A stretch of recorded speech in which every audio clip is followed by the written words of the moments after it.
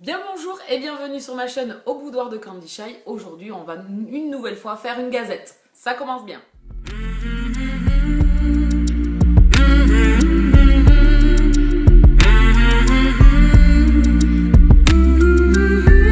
On va parler de la même saga, on va parler du tome 3, du tome 4 et du tome 4 et demi de la saga Fucking Love d'Amélie C. Astier. Je vous ai parlé très récemment du tome 1 et du tome 2 que vous allez pouvoir retrouver en info au-dessus là. C'est reparti, je sais toujours pas où ça se met, c'est pas grave. Donc du coup, ça avait été une énorme lecture, une énorme boule d'émotion. J'avais adoré ces deux premiers tomes et j'avais hâte d'avoir le tome 3 et de continuer. Donc j'ai lu ces deux premiers tomes en fin d'année 2019 et donc dans le courant du mois de janvier, je me suis fait ces suites pour arriver au tome 4 et demi, pour rendre mon avis avant fin janvier, pour pouvoir postuler après pour le tome 5 qui sortira au mois de mars et j'ai très hâte. Donc on va commencer par le début. Je ne sais pas si je vous refais un brief sur la saga Fucking Love. En fait, on est dans l'univers pornographique avec des hommes, donc dans un univers pornographique gay. Et on va suivre leurs aventures, leurs relations, leurs problématiques à chacun. Dans les deux premiers tomes, on suivait Jax et Derek, on suivait le même couple sur les deux tomes.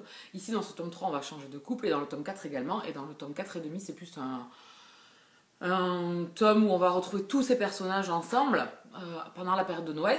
Donc dans ce tome 1 et 2, on suivait donc le même couple, on a eu les problématiques de ce couple-là, et j'avais hâte de poursuivre avec le tome 3 parce que bien évidemment on croise ces deux personnages donc, qui sont Damon et Archer, où leur relation est vraiment très conflictuelle, c'est très explosif, on a l'impression que la relation a totalement explosé entre eux, on se doute de pourquoi c'est, parce que ça a un lien direct avec le passé de Derek et le passé de Damon. Ça vient faire exploser tout ça, déjà que c'était très fébrile entre eux parce que Damon a un passif très noir, très sombre. Et donc du coup on plonge dans ce tome 3 parce qu'à la fin du tome 2 on a un chapitre bien évidemment transitoire qui nous met en frustration totale avant d'atteindre le tome 3. Donc j'avais hâte de découvrir ce couple et je pensais que ça allait être le couple qui allait le plus me plaire de la saga. Ça a été le cas, je ne me suis pas trompée. J'ai vibré avec ces deux personnages, on suit donc leur explosion, leur problématique, et Archer en fait va prendre les rênes de la relation, puisqu'en fait dans la relation qu'ils ont professionnelle, on va dire, dans l'univers pornographique, c'est une relation BDSM. Donc le dominant c'est Damon et le soumis c'est Archer. Donc du coup j'avais envie de voir comment leur duo fonctionnait, et en fait ça fonctionne super bien. On va dire qu'Amélie sait amener ces histoires-là, c'est sans trop de trop, c'est sans trop de porno pour du porno, c'est sans trop le monde de BDSM pour foutre du fouet, en veux-tu, en voilà.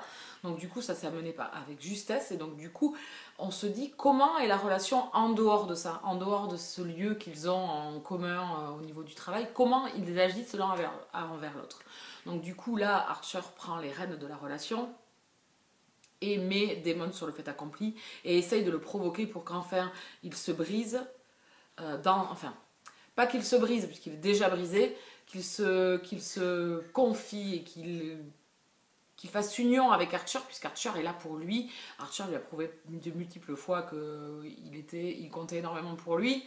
Donc voilà, donc du coup on va rester un peu dans un huis clos pendant un long moment entre ces deux personnages, et j'avoue que ça a été très fort parce que le passif bien évidemment de Damon est un passif très dur, très noir, très hard. Et donc du coup Amélie ne nous épargne pas, elle nous explique vraiment qu'est-ce qui s'est passé dans sa vie. Donc du coup c'est des passages qui sont vraiment très compliqués à encaisser, mais qui est amené toujours pareil avec justesse. Je pense que, alors c'est pas pour faire du hard et du sombre et du dark. Je pense que le lecteur, il a besoin de ça aussi pour vraiment s'imprégner de ces deux personnages. Et c'est ce qu'elle arrive à faire, c'est-à-dire qu'on s'imprègne énormément de leur vie, de leurs relations, de leur passion, de leur tumulte.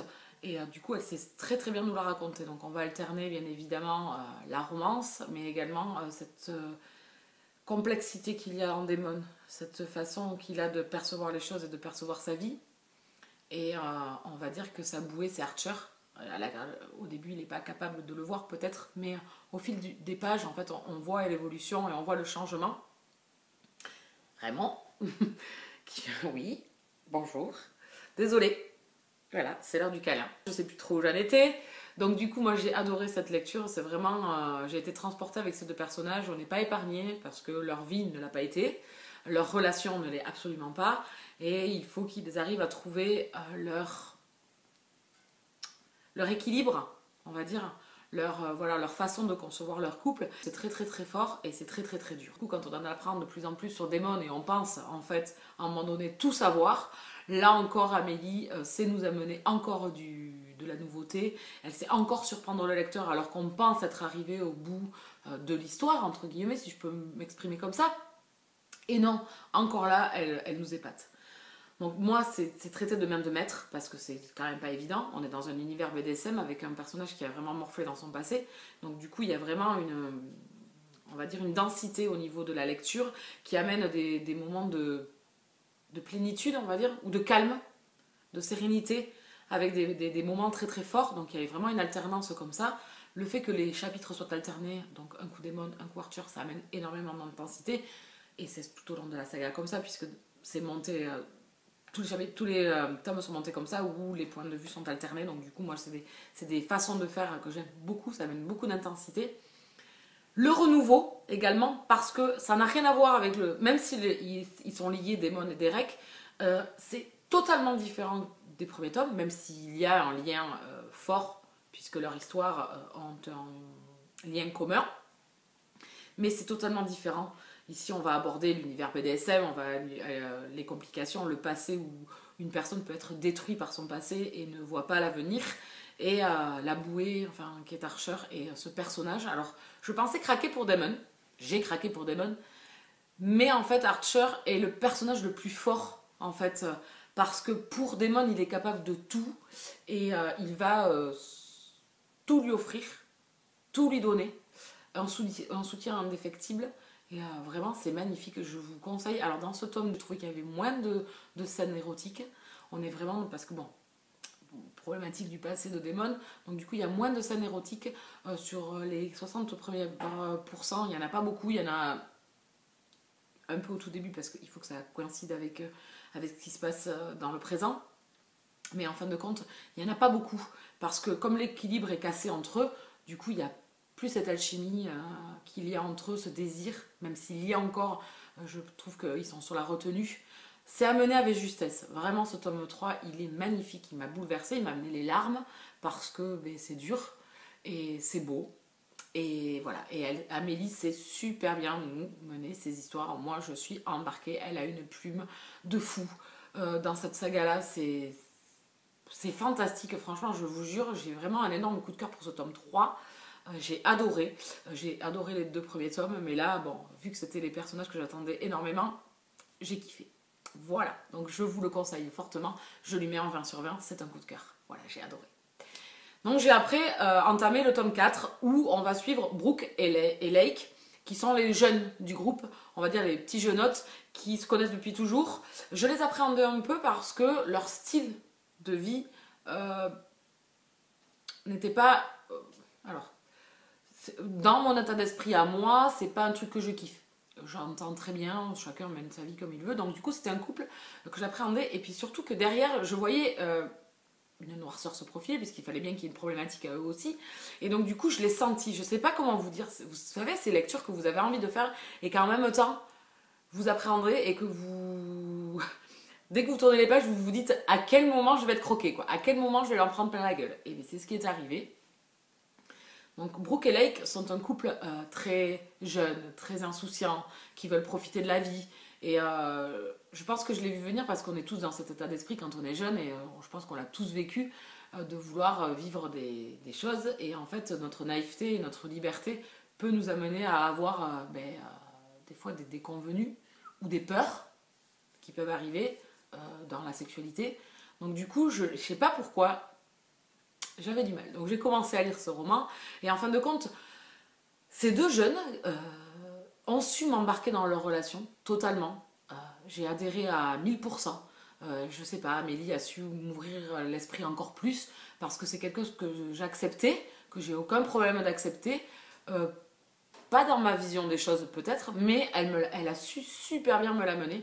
Et donc du coup, il y a une telle complexité et un tel amour et une telle confiance entre Brooke et Lake que du coup ça passe, mais alors crème. Donc à partir de là, j'étais partie et embarquée avec ces deux personnages et je me suis dit qu'on allait en prendre plein la gueule. Et ça n'a pas raté. Donc du coup, on a un événement. Donc ils partent en road trip, eux, par contre. Donc ils partent avec quelques autres des fucking girls, donc des mecs. Et ils vont faire des pays d'Europe. Et donc ils vont rencontrer des acteurs pornographiques de ces pays avec qui ils vont tourner des pubs publicitaires, des petits tournages de films pour promouvoir des sextoys. Voilà, puisque eux, Brooke et Lake, sont des adeptes de sextoy, et donc du coup ils nous amènent dans leur délire, dans leur relation. Ils nous font apprendre leur relation. C'est ce que j'ai aimé chez Amélie, c'est qu'elle nous apprend à rentrer dans l'état d'esprit de ces deux personnages, puisque là encore on a des points de vue alternés. Il y a un respect énorme entre eux, une confiance aveugle, et même s'il y a une liberté entre eux, il y a vraiment une attention portée à l'autre et à ce qu'il ne faut pas faire, et à faire attention dans les délires sexuels qu'ils peuvent avoir. Donc du coup, voilà. Et Brooke, en fait, c'est le personnage le plus drôle que j'ai rencontré. Vraiment, elle m'a fait vraiment aimer ces deux personnages parce que franchement, ils sont... Enfin, je les ai adorés. Brooke est le fifou, le gars qui aime la vie. Voilà, ils ont vécu aussi, Brooke et Lake, ils sont anglais, ils ont immigré aux États-Unis, ils ont vécu des choses pas faciles, même horribles, très jeunes. Donc ils ont été le pilier l'un de l'autre, donc du coup leur relation elle est hyper forgée, elle est hyper forte, et donc du coup à un moment donné je savais qu'on allait le prendre et on l'a pris, et donc c'est exact. Alors je sais pas pourquoi j'ai pensé à ça, parce que je trouvais que l'univers faisait que le fait d'être dans un univers pornographique pouvait amener ce style de sujet, sujet que je trouve que l'on voit moins, ou on amène moins là-dessus, donc je vais éviter de vous parler de quoi c'est. Je ferai un spoil sur la fin pour ceux qui ont lu le roman et pour vous raconter comment moi je l'ai vécu. J'ai complètement tout explose pour eux aussi. Tout vient se compliquer. Cet événement vient remettre en cause leur liaison, leur couple, leur relation, leur travail. Donc du coup, on vit des émotions fortes, et du coup, on a cette boule à l'estomac tout le long. Et en fin de compte, ils ont su m'amener énormément d'émotions eux aussi. C'est toujours super bien écrit, donc du coup, c'est super bien amené. Voilà. Donc là, par contre, dans ce tome 4, on a énormément de scènes de sexe, puisque ces deux personnages adorent ça. Ils s'en cachent pas, ils aiment le sexe, ils aiment ça, ils aiment profiter de la vie. Et ils ont raison, et je trouve qu'Amélie a su vraiment nous faire rentrer dans leur état d'esprit, et en fin de compte, on adhère totalement à leur façon de voir les choses, jusqu'à cet événement tragique. Et en fin de compte, tout ça va amener en fait une autre façon de penser, un autre avenir, d'autres choses à surmonter. Et du coup, j'ai vraiment adoré, j'ai été à fond dedans, j'ai vraiment adhéré totalement à ce tome 4, et j'aurais pas pensé quand j'ai commencé, parce que j'avais vraiment une appréhension énorme sur ce roman. J'ai adoré. Et bien évidemment, à la fin, Amélie nous sert une fin de fifou, donc j'ai hâte d'avoir le tome 5, où bien sûr on a un peu plus de Mason et Zane, puisque ce seront les personnages du tome 5. Donc du coup, un événement tragique arrive à la fin du tome 4, comme à chaque fois. J'ai trop envie de connaître la suite et de savoir qu'est-ce qui va se passer. Donc ce tome 4, en fin de compte, a été la révélation de la saga, parce que c'était les deux genoux qui m'intéressaient le moins sur tous les couples proposés.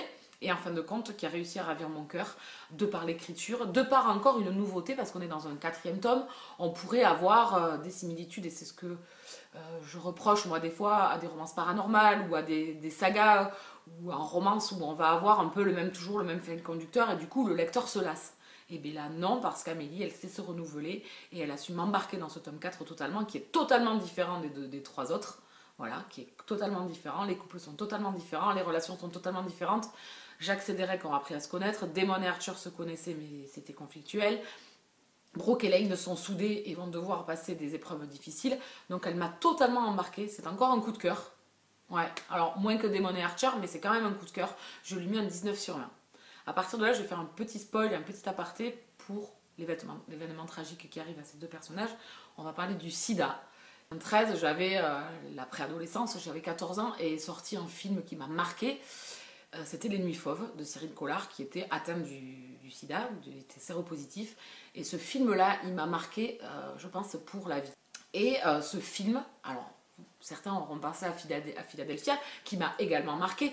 Mais en fait, le film de Cyril Collard, on est dans ces personnes qui se donnent les uns aux autres, qui veulent vivre une vie de liberté sexuelle, et qui au départ ne connaissent pas le virus du sida et du coup tombent là-dedans.